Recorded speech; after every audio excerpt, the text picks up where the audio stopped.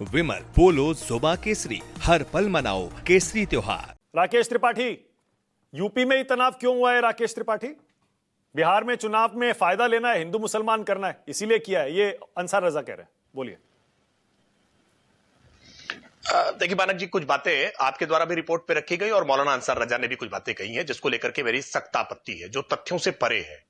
पूरे घटनाक्रम को लेकर के मैं कई बार वैसे कह चुका हूं अलग अलग चैनलों पर, पिछले एक हफ्ते में बहुत कुछ कहा जा चुका है, प्रशासन की ओर से भी, भारतीय जनता पार्टी की तरफ से भी, सरकार के जिम्मेदार अधिकारियों की तरफ से भी। फिर भी मैं इस बात को फिर दोहरा दे रहा हूं कि कानपुर के 4 सितंबर की जिस घटना का बार बार जिक्र हो रहा है, 4 सितंबर को जो बोर्ड लगाया गया था आई लव मोहम्मद का, एक लाइट का बोर्ड था और यह बोर्ड नए जगह पर स्थापित किया गया था जिसको लेकर के स्थानीय लोगों ने आपत्ति की। स्थानीय प्रशासन ने स्थानीय लोगों के साथ परामर्श करके, बातचीत करके, समझा बुझा करके उस बोर्ड को दूसरे स्थान पर शिफ्ट करा दिया था। उसको लेकर के किसी प्रकार का कोई विवाद नहीं था। 5 सितंबर को बारावफात का जब जुलूस निकलता है तो उस जुलूस में रावतपुर के हिंदू मोहल्ले में भंडारे के लिए लगाए गए पोस्टरों को मुस्लिम युवकों के द्वारा फाड़ा गया, जिसको लेकर के 10 सितंबर को एक एफआईआर दर्ज होती है और उस एफआईआर के आधार पर गिरफ्तारियां होती है, कार्रवाई होती है। इस पूरे प्रकरण को कैसे टूलकिट गैंग ने जानबूझ करके योजनाबद्ध तरीके से शक्ति प्रदर्शन का एक माध्यम माना और पूरे देश भर में, केवल उत्तर प्रदेश में नहीं, पूरे देश भर में, आप महाराष्ट्र से खबरें देखिए, कर्नाटक से खबरें देखिए, उत्तराखंड से खबरें देखिए, पूरे देश भर में आई लव मोहम्मद के ऐसे फैशनेबल स्लोगन बना करके, ये कोई आई लव मोहम्मद से कोई अपनी मोहब्बत का इजहार करना नहीं है, बल्कि शक्ति प्रदर्शन की एक प्रतिस्पर्धा करना है। और जानबूझ करके टाइमिंग चुनी गई। हिंदू पर्व नवरात्र में गरबा के कार्यक्रम होते हैं, डांडिया के कार्यक्रम होते हैं, दुर्गा पंडाल लगा करके विधिवत विधि विधान से पूजा होती है, लोग उपवास रखते हैं। कैसे हिंदू त्योहारों को टारगेट किया जाए और यह योजनाबद्ध तरीके से किया गया, और इसके पीछे तमाम सारे मुल्ला, मौलवी, मौलाना और पॉलिटिकल पार्टीज हैं। मैं एक गंभीर सवाल पूछ रहा हूं देश से, देश के जनमानस को यह सवाल समझना होगा, पूछना होगा अपने आस पड़ोस से कि आखिरकार जुम्मे की नमाज के बाद पूरे देश भर के अलग अलग हिस्सों में यह हिंसक वारदातें क्यों होती है?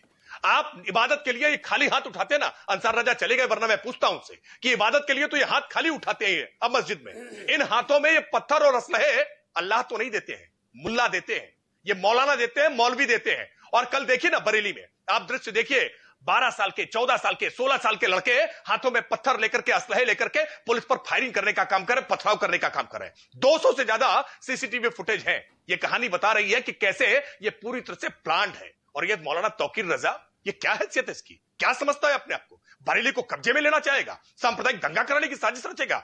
ऐसे लोगों को कंट्रोल करना योगी आदित्यनाथ की सरकार जानती है। ऐसे लोगों के नाक में नकेल डालना राकेश त्रिपाठी कोई क्यों करेगा?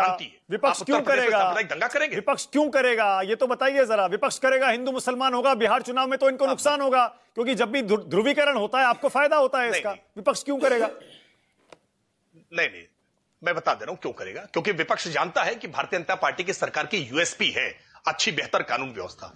जब से उत्तर प्रदेश में योगी आदित्यनाथ, मैं उत्तर प्रदेश का उदाहरण लेकर के कह रहा हूं, भारतीय जनता पार्टी की सरकार, आप चाहेंगे तो गुजरात का भी उदाहरण ले लीजिएगा। आपको देश में जहां जहां भारतीय जनता पार्टी की सरकारों ने लंबे समय से अपना शासन बनाया है, वहां पर सांप्रदायिक दंगे की घटनाओं को हमने पूरी तरह से नियंत्रित करने का काम किया है। वरना याद करिए ना कि क्या हालात रहते थे कांग्रेस की सरकारों में। क्या हासिमपुरा और मलियाना की घटनाओं को भूल गए हैं क्या?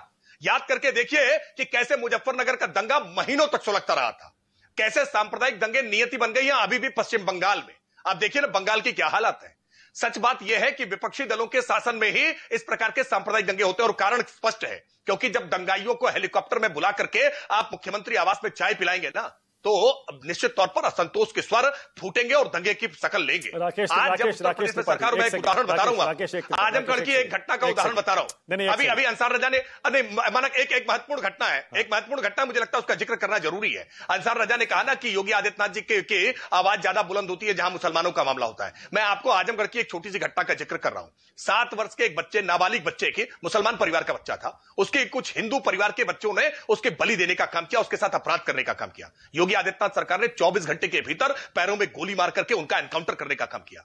हिंदू और मुसलमान उत्तर प्रदेश की योगी आदित्यनाथ सरकार नहीं देखती, भाजपा सरकार नहीं देखती। अपराधी को अपराध से पहचानते हैं, उसकी जाति मजहब से नहीं।